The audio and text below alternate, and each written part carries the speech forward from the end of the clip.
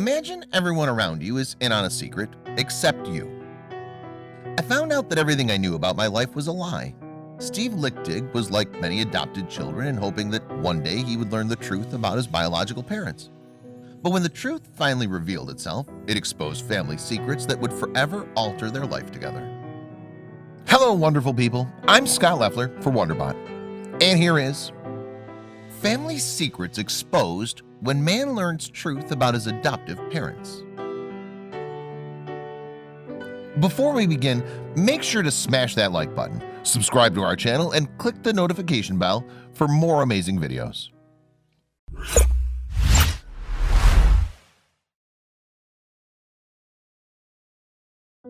Steve Lichtig's life as he knew it began in the early 70s, but the real story of his life would actually take years to truly unfold. In his earliest years, what he knew was that when he was the youngest of all of Mary Jane and John Lichtig's children, and spent his life surrounded by 8 siblings. Together, Steve, his parents, and all of his siblings lived in a tiny farmhouse in Emporia, Kansas. His earliest memories revolved around playing with his older brothers or sisters and watching his father work on the farm. By all accounts, Steve was living a completely normal rural Midwest childhood. But that facade would soon come crashing down, until his life was nearly unrecognizable. Steve's devoutly Catholic parents seemed to be upfront with him from the very beginning. They made no secret that Steve was adopted and was not biologically their child. Regardless, Steve always felt like a part of the family, and yet behind it all, he could still feel as if something was a bit off. First, there was the question that lingered in his mind. I didn't know why my mom and dad wanted me when they had so many children of their own already, he remembered wondering. Looking back, Steve said that he should have known all along that there was a secret lingering somewhere in the family. However, more than a few years would pass before he actually found out what it was. While something might have been off, that's not to say that Steve wasn't surrounded by love, especially when it came to his siblings. As he was the youngest child, they all seemed to feel a little protective over him. Sometimes he wondered if he had any biological siblings and if they would ever be able to form close relationships with each other. In an interview later, a friend of his said that he remembers Steve making a plan to finally meet his biological parents. He didn't know when it would happen, but someday he wanted to take a road trip to meet them face to face. But when he learned the truth about his birth parents, it turned out that all his planning and wishing had been for naught. Steve always wondered who his real parents were and planned to search for them as an adult, according to a movie trailer about his life. But when he started asking friends and family about his plan to find his biological parents, people always seemed to get a little bit uncomfortable or awkward. Maybe adoption is just a sensitive topic, he would think to himself.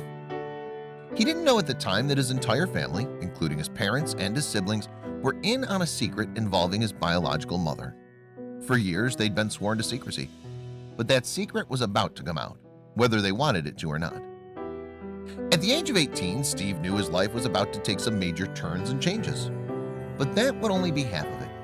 He'd graduated high school, after all, and his big graduation ceremony was due to take place the very next day. First, however, he wanted to spend the night before this milestone by celebrating his accomplishments. To mark the occasion, Steve invited both of his best friends at the time, Alan and Vance, over to his farmhouse. Alan and Vance had been close with him and his family for years, but right when they came over, he could sense some tension. For Alan and Vance, this night had been a long time coming. Steve was about to graduate, and his 2 best friends felt like it was finally time for him to learn the truth. Otherwise, they worried he might never actually find out on his own. I don't have a strong recollection of it, actually, Steve later said in an interview. But what I do remember is it was right before high school graduation, the night before. Alan and Vance walked into my bedroom and they shut the door behind them. With that, his friend Vance faced him and said these fateful words, "We have something that we want to tell you." Steve sat in his room confused. What were his friends talking about? Just as soon as Vance entered the room, he unveiled a family secret that Steve never saw coming.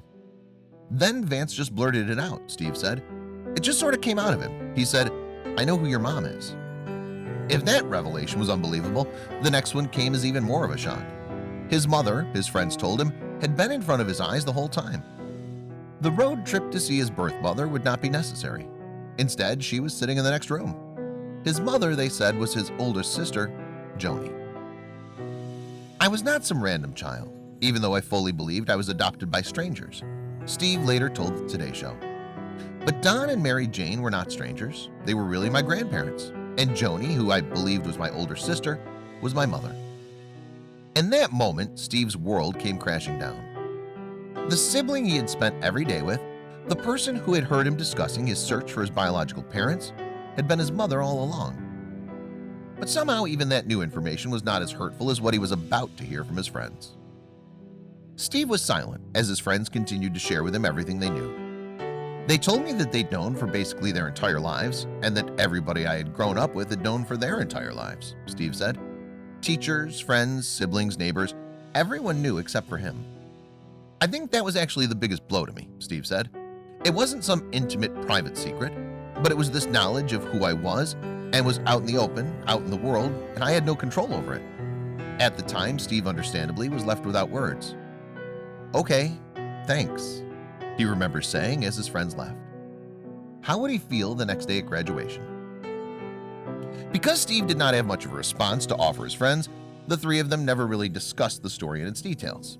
Instead, he was left alone that night and into graduation the next day in his own head, thinking about what he had just learned. Steve kept his family story a secret for a bit longer. He said nothing about it to his family, even as they all gathered around him for graduation photos. He spoke at his graduation as if nothing was wrong, and then he went to the graduation parties as if nothing had happened the night in May 1987. But soon, Steve couldn't keep putting off his reaction any longer. The truth about Steve's birth mother had taken 18 years to come to light, and for Steve, he felt no rush in telling anyone in his family that he knew about it. If he said nothing, maybe life could continue on as normal.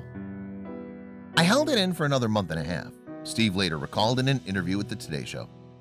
But one day, Steve felt like he couldn't keep the truth hidden for any longer. He decided that it was time to finally confront it. So he approached his adoptive parents, Mary Jane and Don, to finally get some answers.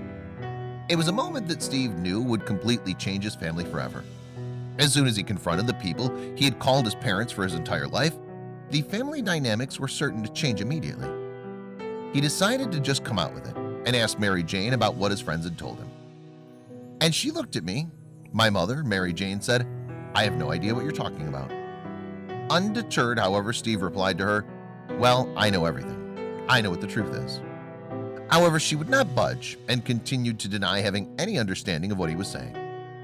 But finally, someone intervened. All this time, Steve's father, Don, who he now knows to be his grandfather, was sitting on a chair nearby, overhearing the conversation.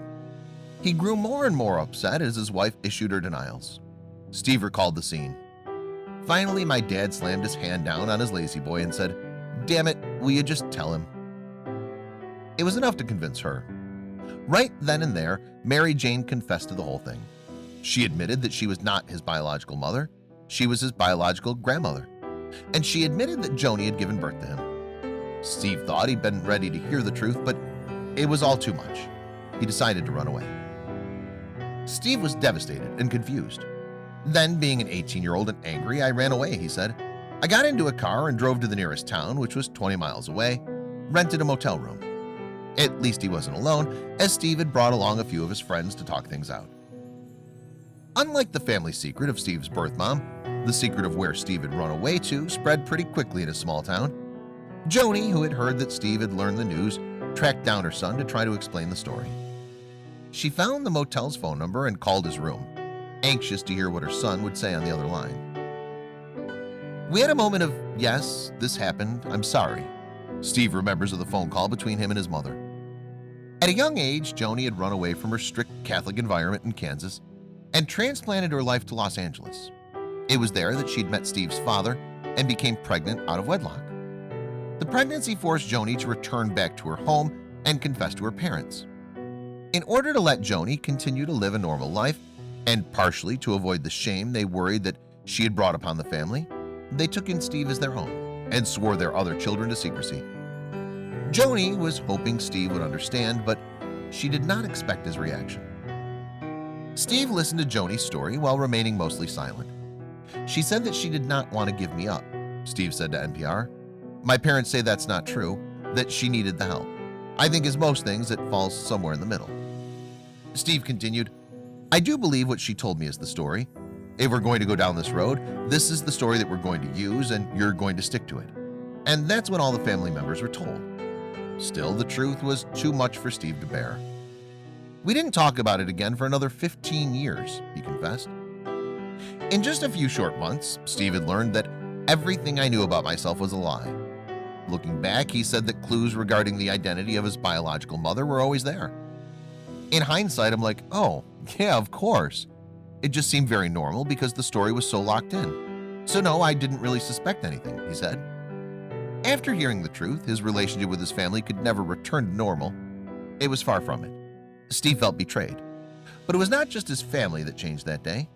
For Steve, nothing really was ever the same for 15 years. Steve's life after the phone call with his biological mother changed dramatically. It was never spoken of again after that day. Not until 15 years later. Steve remarked in an interview with NPR, "We just didn't talk about it. And it sounds melodramatic to me, but I changed that day. I was a really happy-go-lucky guy in high school, and something kind of shut off in me, and the relationship sort of became nothing. It was just obligatory, and it was that way with the whole family. With so many family members in on the secret, the sense of betrayal deepened. I felt they were all sort of in on it, so I just separated myself." But then, once again, Steve turned over a new leaf. After about 15 years of basically cutting his family out of his life, Steve claimed that he had a change of heart when he began dating the woman who would become his new wife. She encouraged Steve to try to form new bonds with his family, however hard that might be. The contact started slowly, but Steve began to rebuild his relationship with his birth mother, knowing that he might never think of her in that way. "She does send birthday cards to my children," he said. "We're building something over time. But it takes a long time to get to another place, and we've just been trying to make that happen. However, the process might be too slow for his mother's liking." The current relationship between Steve and his mother is moving forward, though the road to a new normal has not been a straightforward one. "It's just been hard for me," Steve said. The two do not talk much directly. Of the relationship, Steve said that it's not the best, but it's not horrible either. Steve went on to make a documentary about his incredible discovery called Open Secret, but his mother wanted no involvement in the film once it was released. Regardless of the road bumps and strange paths the story has taken, Steve said he's optimistic, stating, "I feel like we're ultimately going to be in a good place."